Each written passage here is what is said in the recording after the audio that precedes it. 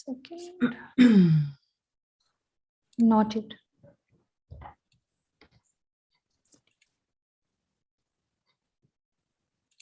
How about now?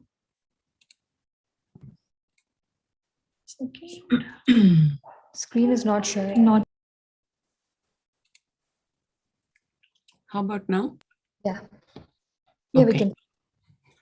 And Aishwarya, is the session the same as, like, the audience same as last time, that most of the participants have completed the Brahmanyanam type topics? Yes, ma. Okay. Because sometimes there might be a lot of information around the divinity and the universe transformation of beings. So depends on whether they've attended that or not. I could go into a little bit more details. Otherwise, we'll cover mostly the cause and effect part of it. So that's why I wanted to check. So all of them have gone through those sessions, right? Yes, correct. Yeah. Okay. Thank you. Okay. Okay. Morning, everyone. Again, thank you for the opportunity. This is principles of cause and effect.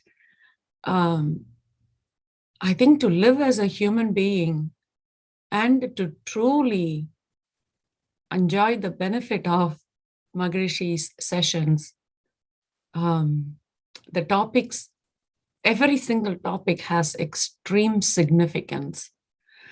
Whether it is understanding the divinity, understanding how we came to be as human being, the oneness amongst everything in the universe, and sins and imprints removal, maneuvering six temperaments, and understanding the principles of cause and effect are all extremely important to continue the journey and truly enjoy the benefits of the sky courses. And not only that, this is the ultimate encyclopedia to live as a human being and also to achieve the purpose of being born as a human being.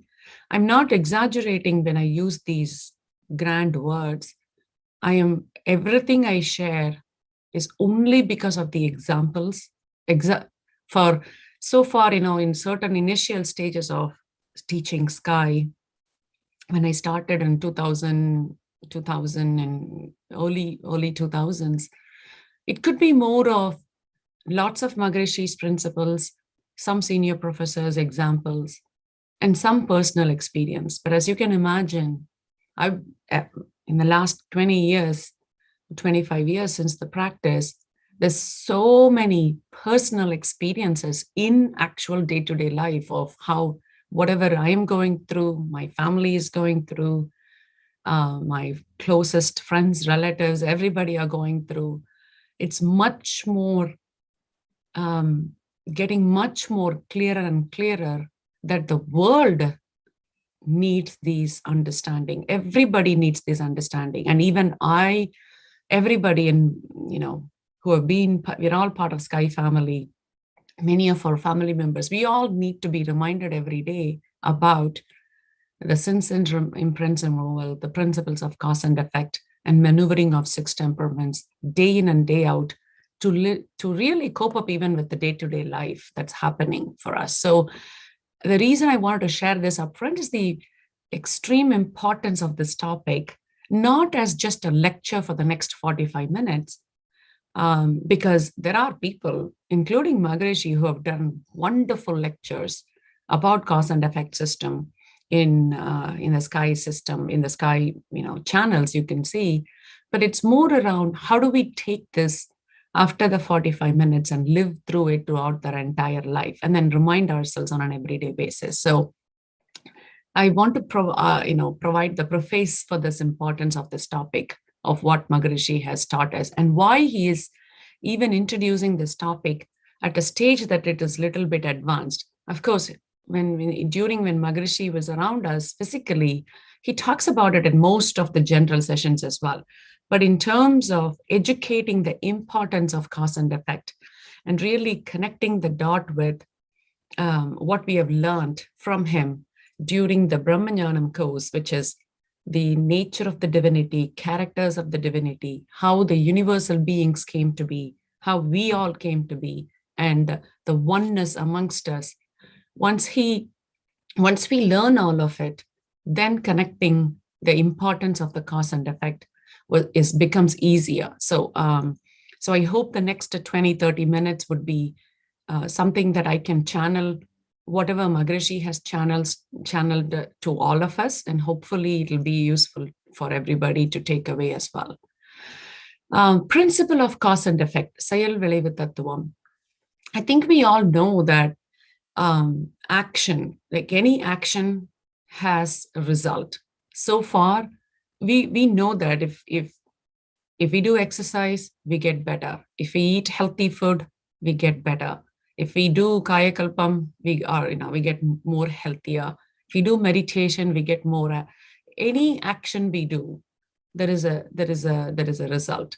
So if you think about the important principles of our action, where every action is performed, when we think about what we should do to avoid the incorrect effect, for every action we take, if we perform it with awareness, with regard to possible outcome. Of course, none of us have the crystal ball in our hand, but there are ways we can understand, especially with the meditation we have, with the perspicacity, with the deeper understanding of what can happen if, based on the action that we are about to take.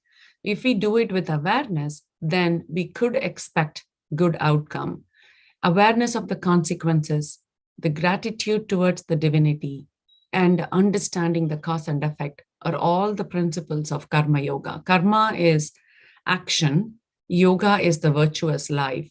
So how can we understand the principles of cause and effect, principles of karma yoga, as and from this moment onwards, as we take more actions from now onwards?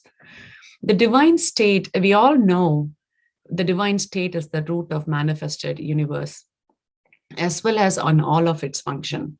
This is what we all learned in the understanding of how the universe became, all the objects in the universe, and all the way from the one cell's living being to the sixth sense living being. So the mind cognizes and enjoys all the events as well as their outcome. So there's no concept of mind until maybe even the from the second sense living being all the way up to in the human evolution, what you call as the mind starts to develop only after a certain stage. The consciousness, the sixth sense within man, is only because even the animals all the way up to 5 sense have what is called, they have the same behavior as us, all the way up to understanding the love, affection, family, compassion, communionship, their own community, all of it. But only the sixth sense of the human being has the ability to cognize and understand what's happening with the universe, what's happening with the divinity, understanding and connect with the divinity, and also enjoy the sensual pleasures across all the events and their outcome. So the principles of cause and effect, it explains the manner in which the divine state and the mind work to produce the suitable result. The Brahmanyanam, as we know, is a total knowledge regarding the divine state, the mind itself, the living and non-living things, as well as the human society.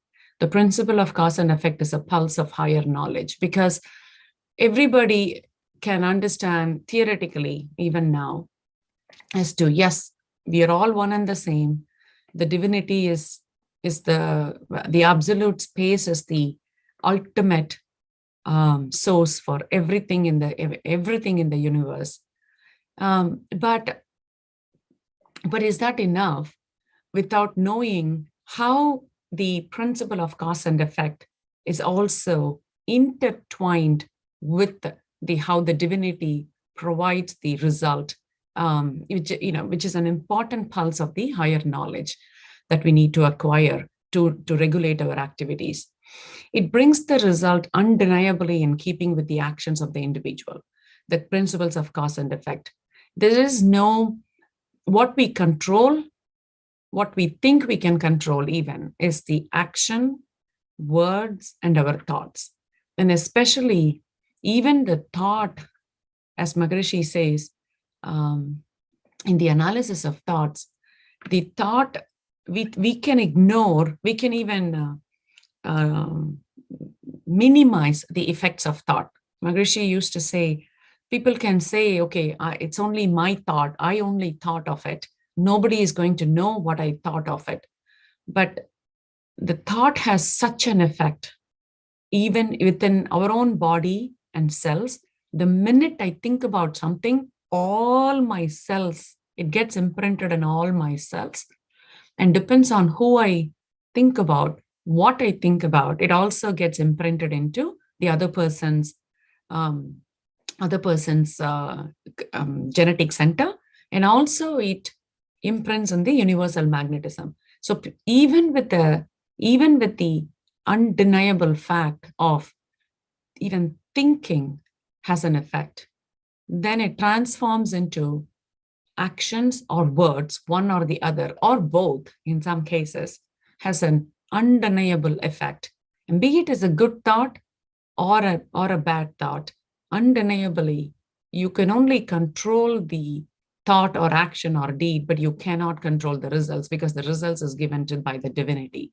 So awareness regarding the cause and effect enables a person to understand the consequence of every action and benefit from that knowledge. And so obviously, like with anything in the Eastern philosophy, when a human being says that, even though they are a saint, normally people don't consider it. So this is where Vyasar, the great saint Vyasar, used Krishna as a character, as a noble character, to actually then write things through the words of the God Krishna, which is, you have the right to work, but not expect the fruit of the action. Because here, the Lord Krishna is considered as the divinity, because that's Vyasa's brilliance in terms of providing a human form for that divinity, and then be able to reach to the mass the audience within Hindu philosophy to say, you have the right to work, but not expect the fruit of the action.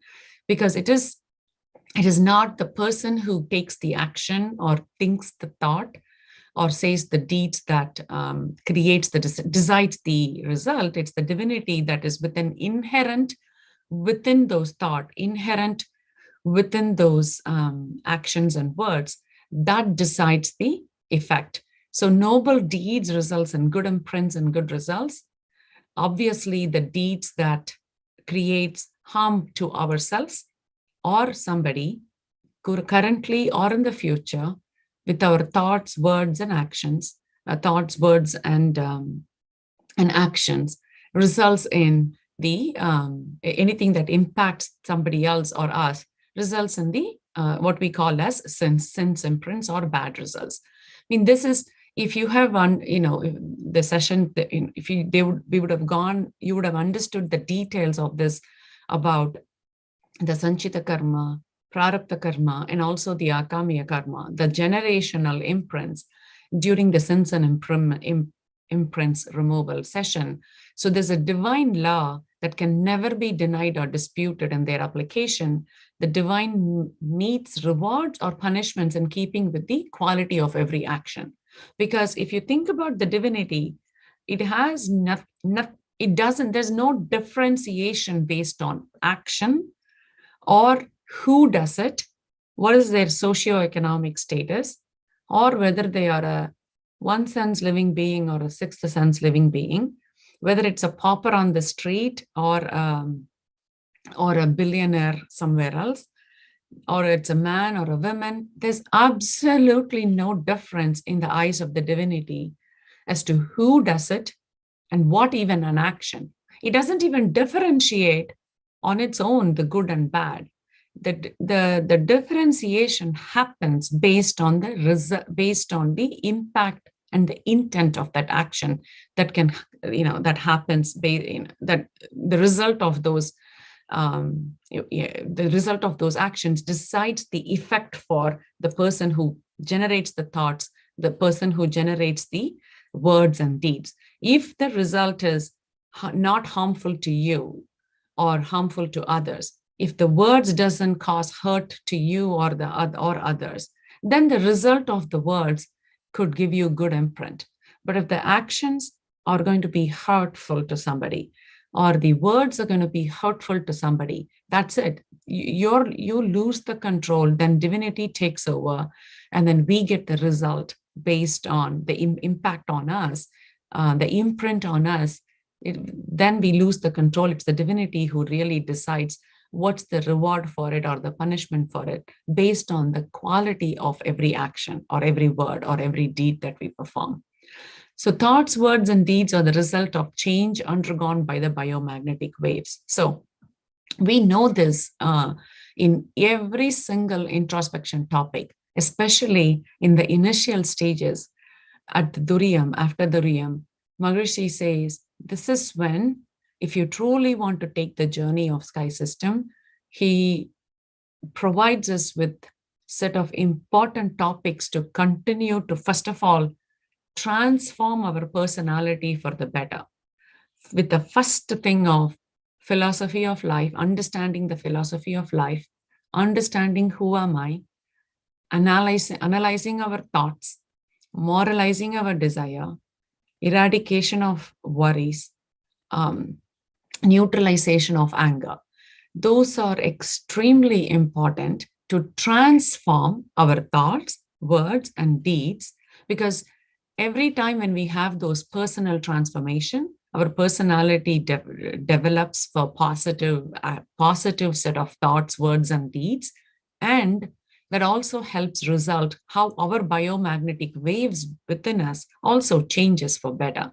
So biomagnetic waves born of thoughts, words, or deeds, then when it comes into contacts with other people through the medium of universal magnetism to produce suitable changes before they return to the place of origin.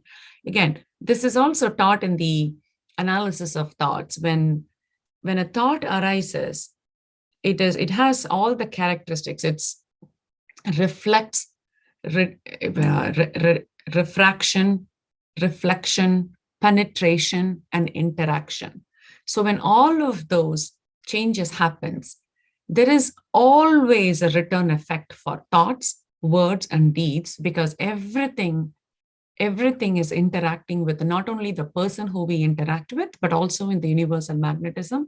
The universal magnetism really helps us transforms and connect with our biomagnetic waves. And so clearly the medium of universal magnetism produces suitable changes before they return to the place of origin, to our own genetic center, to our own biomagnetism. So this is, when we understand this concept, which Maharishi tries to explain it and introduces it as part of the analysis of thoughts and all the personality changes, then we can slowly see how we transform ourselves and how we can make our own actions for a better result, for a positive effect into the people who we come in contact with. So every action produces changes in the individuals, and also changes that happens to the other person, which is the action of the divine, and it is called the cause and effect. So miseries, losses, poverty, ailments, loss of limbs, and even untimely death that we are all seeing in the society, not only in the society, even within our own friends, family, our own immediate family and the close relatives and extended relatives, and even sometimes for ourselves, if we have gone through in this life any one of this, these are all the result of somewhere along the chain of our karmic chain throughout our generation through our parents. It might be the result of the ignorance or indifference to the principle of cause and effect. And when Maharishi says ignorance, he also tries to differentiate ignorance not in the name of lack of knowledge. Sometimes we can ignore that. In Tamil, he uses the word alatchiyam. Even though we know, we have the knowledge, sometimes we just don't give importance to, oh, if I do, I know Kaya Kalpa give me benefits, but it's okay if I don't do it for a week. That's ignorance. So things like, and some of it like, oh, I just only thought about this. It's okay. I'm not going to take action. That's ignorance. Even after understanding the deepness of analysis of thoughts, and its importance and how the thought can, yeah, a thought can never go waste. If even if it is not going to be coming through you as an action, it is getting imprinted in your own genetic center, in the universal magnetism, in the other person who you're thinking about, that person's genetic center. So it's just ignorance, and really not following and thinking through the result of our action, or the reasons for miseries, loss, poverty, ailments, and loss of limbs. Like, no, throughout our generation that we might have carried throughout, it's not only the actions that we might have taken from age 3 to now, but we carried a huge bundle of Sanjita karma. So you never know within the last 7 generations what action, which forefathers did it. You can imagine how many seven generations of parents, their parents, their parents, and you can just imagine the branches, right? Because all of those parents might have had generations. So the imprints have been carried through as a bundle from several branches. We just don't know how many such branches are there. And Maharishi says, when a thought gets activated, even if it is some 6 generations ago, somebody did a sin, and if this is the generation that needs to suffer, if this is the body in which I need to suffer, there's absolutely no way to overcome this unless I follow the path of expiation, not bring my emotional state to an extent that actually creates enables this bad imprint to come to life. So this is where the understanding, because we may be even ignoring, I didn't do from age 3 to now any such poem, to any such sin to suffer through this. But we never know what happened in the last 5 generations or 6 generations, because any thought and deed by anybody in those branches could be the reason that we are suffering. Now, the opposite is also true. Sometimes I have wondered, many times I have wondered, some of the fortunes I have had, some of the luck, some of the benefits what did I do to deserve this goodness? That's also the reason. I'm not the only one. Of course, I might have done some goodness from age 3 to now for whatever the facilities that I'm enjoying, but I may not be the only reason. It is the time, it is the same thing that happens for any good fortune that I'm enjoying. But normally we don't question if good fortune comes in our way, whether it is money, wealth, health. We normally only question when we go through any of these. Okay, what sin I did to deserve this? So it goes both ways. It's not only just the bad effect on us, but it's also the good effect on us. Both are the importance or the nature of the principle of cause and effect that causes that's what we are experiencing now. So even the mental and physical capabilities have been provided by the divine. Actions which are variance with the law of nature brings the pain and misery. So, that's what we talked about. It's important that actions be in accordance with the tenets and measure as well as the law of nature. So this is where I think, again, Maharishi started with 5-fold moral principles long time ago. And then he realized, let's give a very simple formula for human beings to just follow, which is the 2-fold moral principles, which we all adopt every day after the meditation. I, in my lifetime, will not cause harm to anyone physically or mentally. I will always be ready to help those who are in need. The reason these two are important is, first of all, it is simple to follow.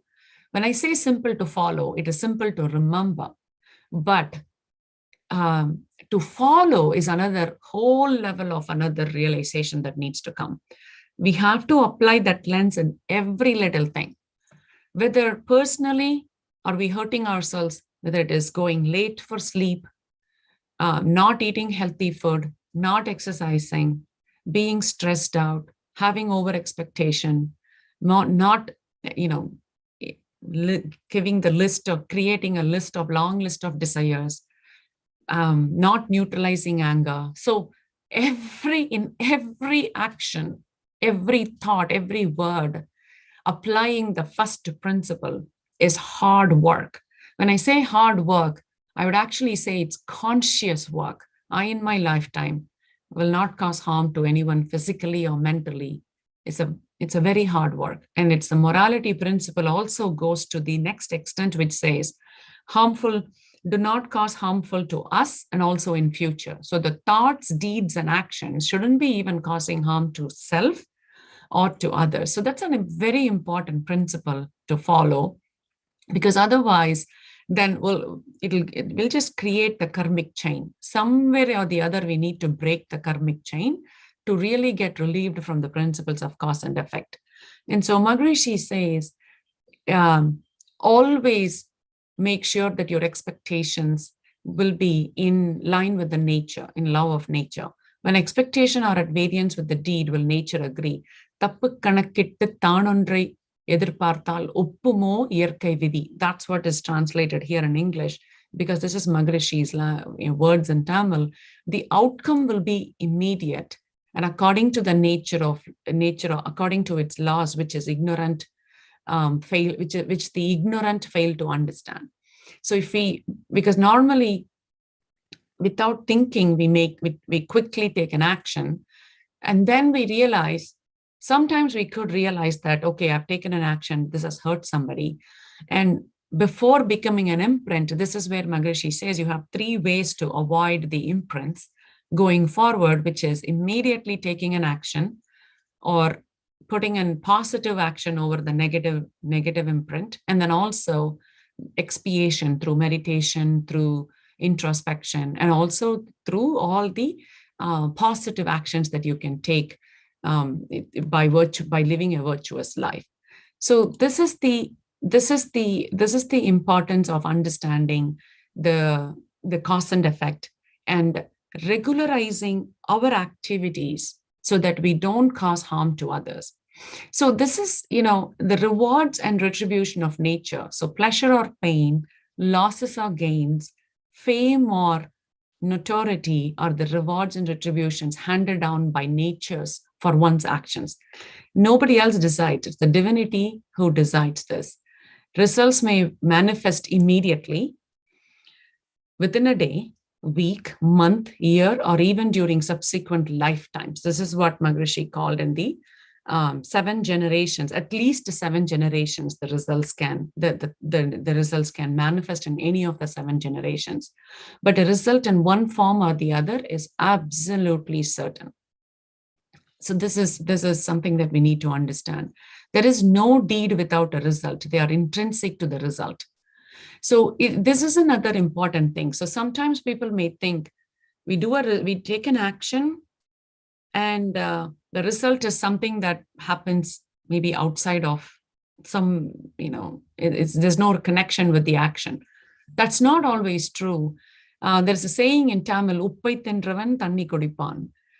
வினை விதைத்தவன் வினை அறுப்பான், தினை விளைத்தவன் தினை அறுப்பான். So those are all proverbs that we have heard about with our families, or either previous signs in Tamil. They all have spoken about these.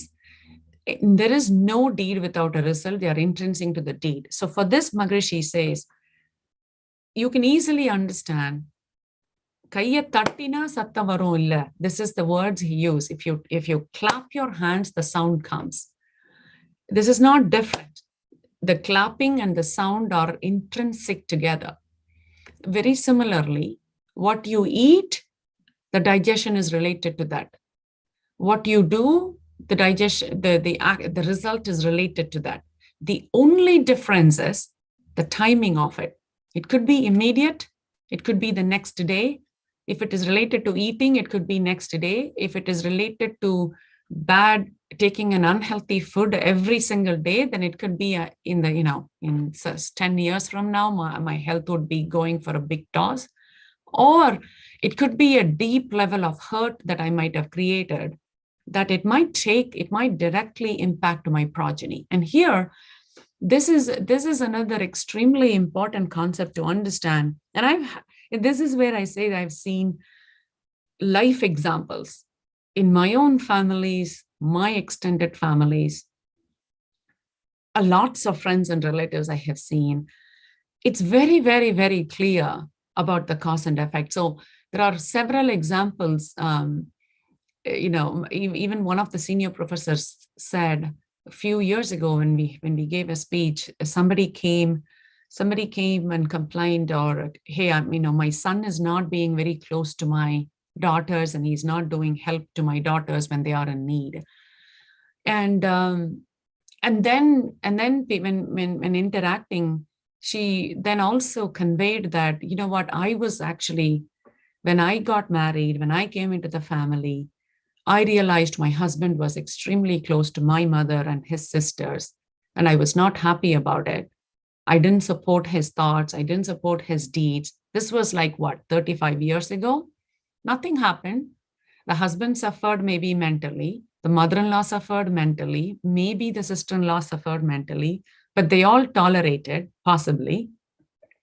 No, nothing happened, right? But 30 years later, her own son is exactly behaving like what this woman wanted her husband to behave, which is not being close to the mother, not being close to the sisters. That's what she wished for 30 years ago for her husband. And now 30 years later, her son behaves exactly what she thought. No, so who is at fault here? It is not the son's fault. It's exactly who you are. He's reflecting what you wanted your husband to be. So this is the cause and effect. Nobody will know that, right? Nobody knows. This individual has to realize it on their own. So there's the underlying divinity. And the nature is true the other way also. It's not men or women that's the difference. The example I gave is on the women's side, but it's exactly the same. If a mother-in-law does the same thing, when a daughter-in-law comes, or when a sister-in-law behaves the same way for the person who is coming in to the family, every little deed, or when a husband creates this for his in-laws, I have seen families, my relatives, when the son-in-law comes, I have seen in my relatives who have treated the wife's parents very badly, disrespectfully. Literally 27 years later, this person who treated his own in-laws had to go fall at the feet of his son-in-law to accept his daughter. He had to literally, I have seen that, he has to literally reap the benefit. Nobody wished for him, but I can say, we've seen those examples in families, and I only use this to share with amongst the Sky families, right? Because it is not then for us to go and place blame on those relatives to say, you didn't realize the cause and effect, you did this to your in-laws, and that's why you're suffering through, because they're not part of, by doing so, I might be hurting them, because that's not Maharishi wants us, right? But by looking at those examples, this is an important thing to keep in mind. The results may manifest immediately, within a day, within their own progeny, within that, literally before his or her lifetime. I have seen a few examples like that. So I used to, do I have those examples on where I have seen it myself 20 years ago, 22 years ago when I started Sky? No. But now I've seen more and more of the examples that gives me more personal experience to share with people, because, and this is why the earlier we start Sky and practice and understand the principles of cause and effect is extremely important, because we will reap the result, the benefit of whether it is a pleasure or a pain. We will reap the benefit, possibly within our own generation, based on some of the examples I have seen in surrounding me.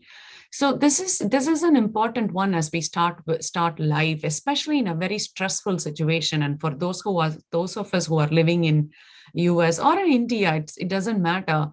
But I have seen more stress, at least within lots of families who are family away from families, within people who are living, young generations who are living in the USA.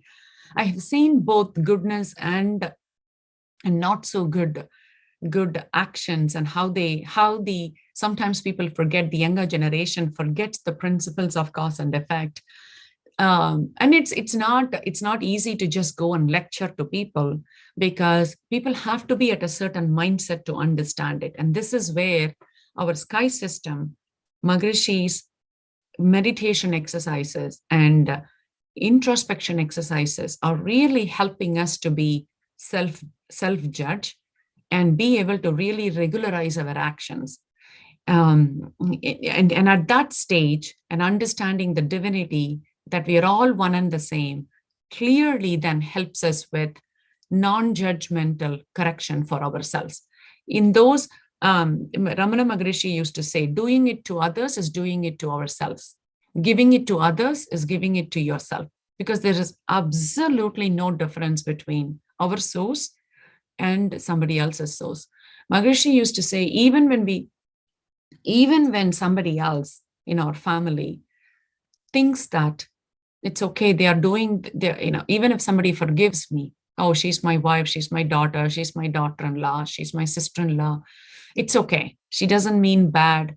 She is not in a good mood. It's okay. They can ignore my bad thoughts or bad words or hurtful behaviors sometimes. They can ignore, or they can choose to forgive.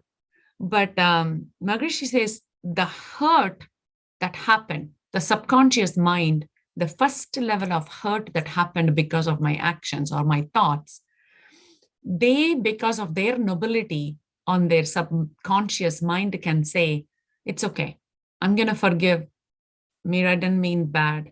It's okay, she didn't mean bad. But the hurt the divinity will remain. And so because the underlying divinity is exactly one and the same, and we are connecting with each other, even though they choose to forgive, the nature will not forgive.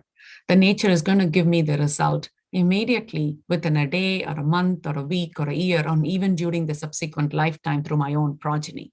So this is an extremely awakening concept that Maharishi says. Just because somebody becomes silent, whether it is my spouse, my mother-in-law, my sister-in-law, my manager, my teammate, somebody who I see in the street that I'm treating them badly just because their socioeconomic status is lower than me, anybody, right? Somebody, because they don't have a voice towards me, they all can choose to ignore me or accept, but the nature is not going to leave me free. It is going to give me the result. And same thing goes for positive action. So this is why I spend this level of importance to this topic, because people can, if I just go through just the conceptual level, sometimes it's easy to just take it as a session.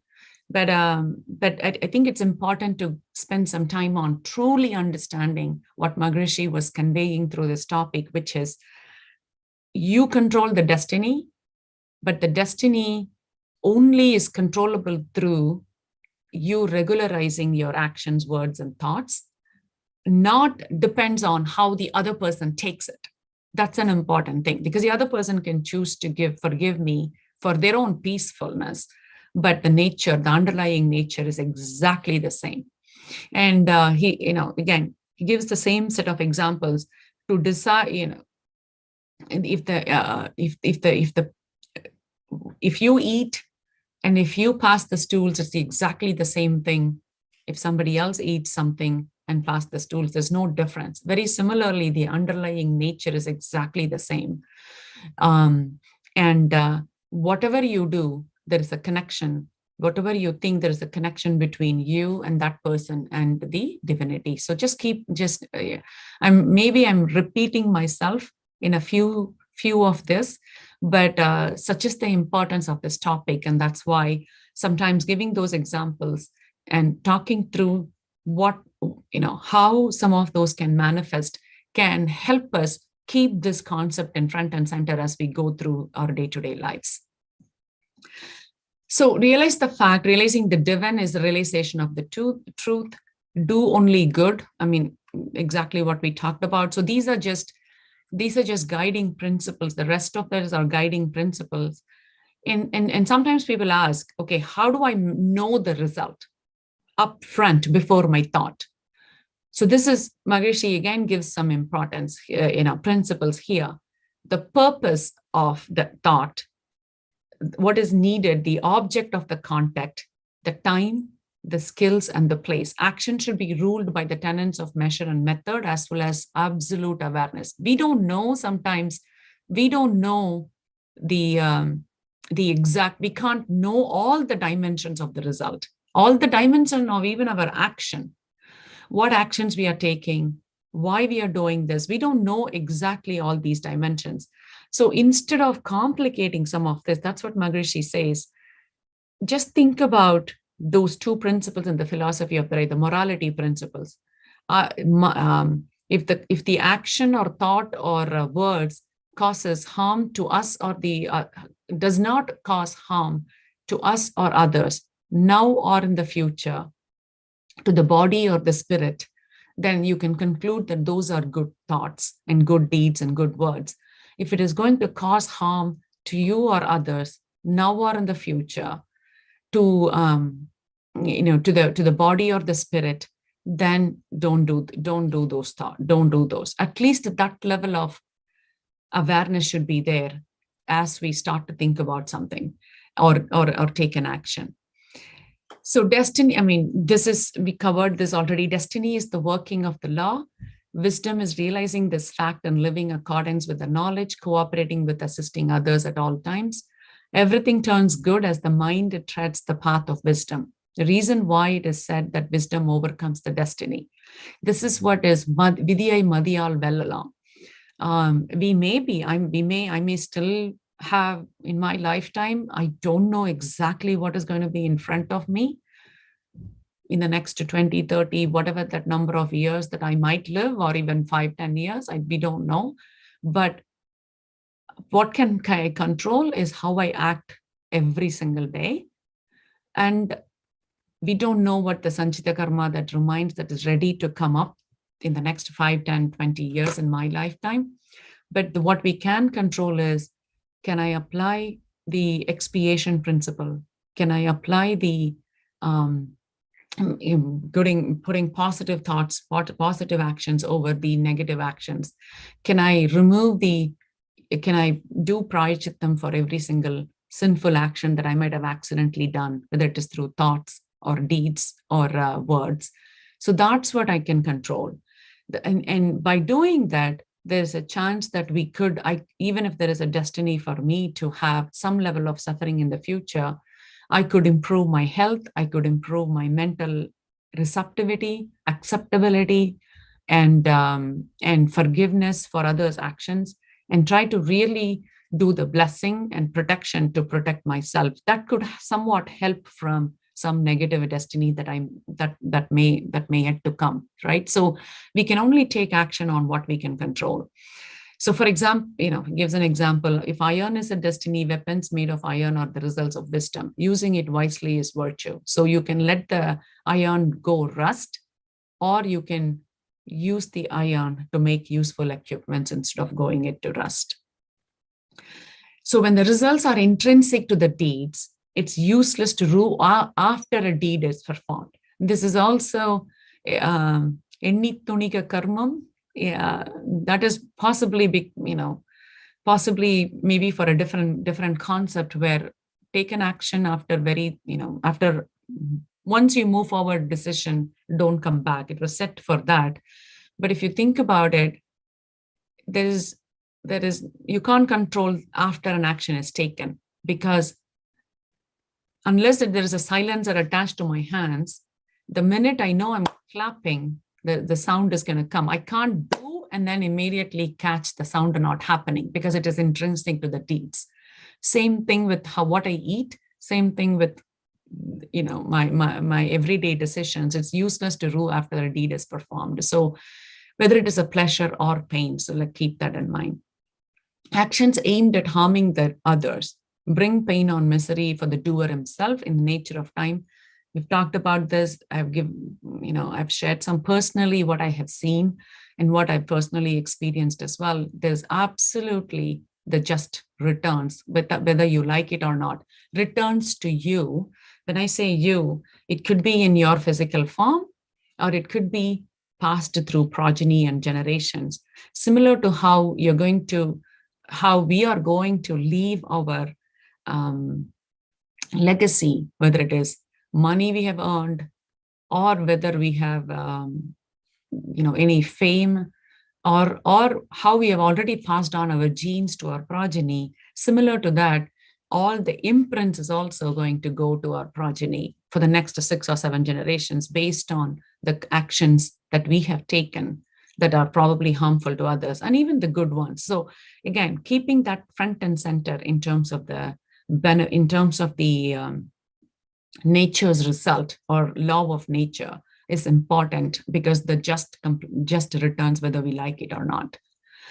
So what are the benefits of realizing the principles of cause and effect, or even going through the Brahmanyanam and understanding? So once the realization of the divine state comes to us, and once we realize that the divine state itself manifests as the result of every deed, and then it starts to begin to sink within us, we can stand as one with the absolute. We can become absolute. Constant awareness rules the mind.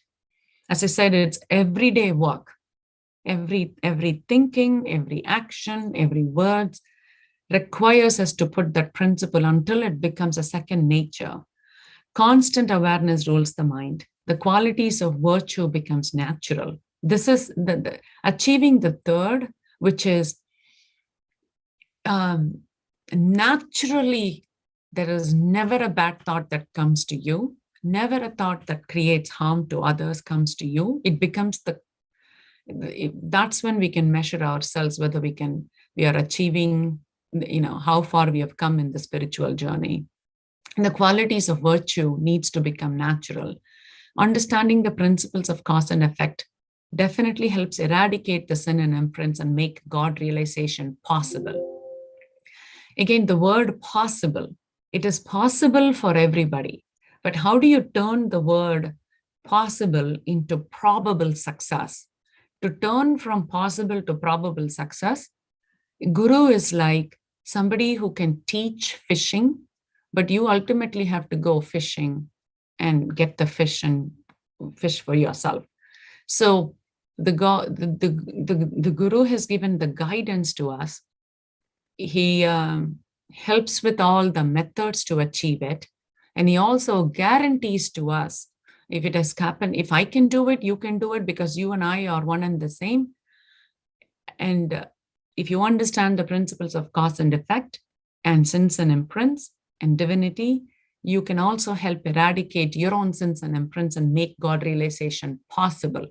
But it's in each and every one of us to make that God realization probable and eradicate the sins and imprints. Let's understand the principle of cause and effect well and find satisfaction by truly attaining the Brahmanyanam, and ensure that the virtuous life becomes our second nature. And let's live in prosperity by realizing the facts, performing the noble deeds, and ignoring the rest. So hopefully, with all of the teachings from Maharishi, the journey that we have come so far, and applying the twofold moral principles every day, meditating on the divinity, realizing the true nature of the oneness amongst everybody and everything in the universe, deep understanding of the principles of cause and effect will help us with avoiding any more new sins to be added to our genetic center, and hopefully it will pave the path to eradicate all our sins and imprints, hopefully from our genetic center, so we can achieve the truest life's purpose of becoming one with the divinity. With this, thank you again for the opportunity. Be blessed by the divine. Varga Valamudan. Thank you, Ma.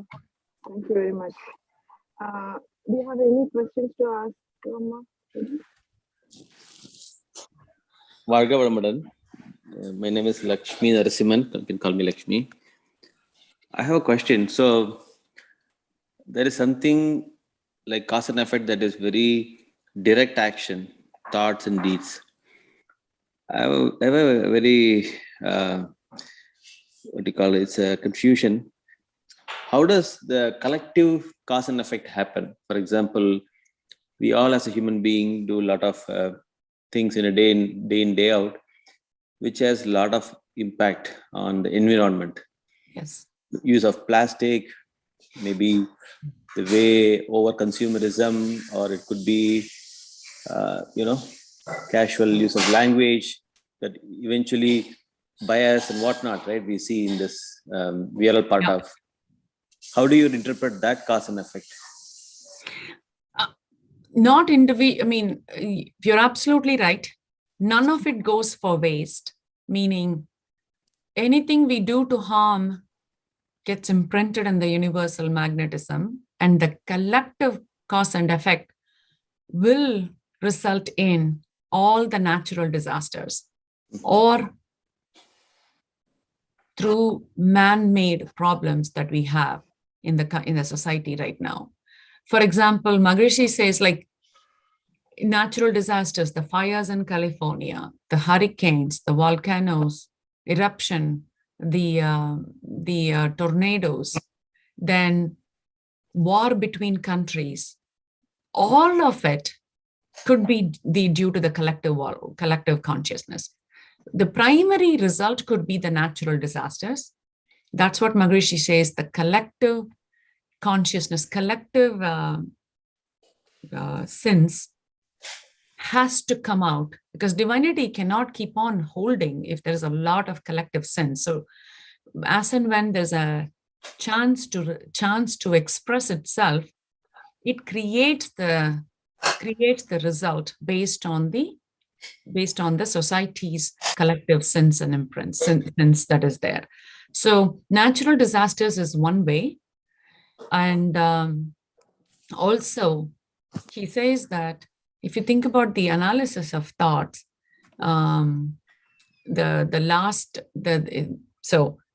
of the thoughts could be due to 6 reasons: your own need, your own habit, then your circumstance, and influenced by others, and then your own imprint, like the karmayam throughout the generational imprint, and then lastly due to society. And the societal thoughts could be good. It could create an inducement and create somebody like a Mahatma who have seen generations of people who are suffering and taking a stance and fighting for freedom. Or it could create people like Putin or people like whomever we now hate, that who creates a problem for the society. So it comes, the samudaya vinay or collective social imprint comes through either natural disasters or inducing a bad thought to somebody who can create harm to a larger society, like Osama bin Laden, who bombed the World Trade Center as an example. Or it could be the cause and effect of somebody else who has created some other harm already to the other society, right? Because the Western society has caused a ton of havoc everywhere else in the world. And one more thing to keep in mind, we're all, by living in the US, by paying 30% of taxes, every one of us have a fair share in the societal imprint that US government makes. if they decide to bomb people in Syria, my 30% contributes to that. So do I get a share of that imprint? Hell yes. So same thing. If I live in Afghanistan or if I live in Pakistan and if I pay taxes and that tax is used to create havoc for communities in Syria, hell yes, I have a share in that society. If I live in Denmark and if 50% of the money is taken by the government, it gives absolutely wonderful education and wonderful work-life balance and wonderful life to the citizens of Denmark. Hell yes, I have good imprint from the dollar that I pay to the government. So it is extremely important to know our own part, whether it is use of plastic or funding our US government for wars in Syria as an example. So yes, I mean, everything and everybody has an imprint, has a contribution to those societal imprints. And yes, it manifests into either natural disasters or through creating these havocs at different points in time in the society through other powerful men. Thank you, Ma. Thank you very much. You were great, Ashil. We just heard a wonderful speech from you and the importance of the topic, concept led rights. Thank you very much once again. Okay, That's all, thank you. Varga Valamudan. Thank you, Amma. Thank you, Ma. Government. Sorry, got disconnected. Just let's bless us. Let's Mirama from Korea. Professor Mirama, be blessed by the divine. Professor Mirama health, well-being, and professionals, and be blessed by the divine. And Professor Mira's beloved family, be blessed by the divine. And Professor Mira's spiritual services, the sky, be blessed by the divine. And Professor Mira's whole well-being, be blessed by the divine. Thank you, Ma. Thank you very much. So students, we have a break for 5 minutes and then we'll come to the other session at 11:50.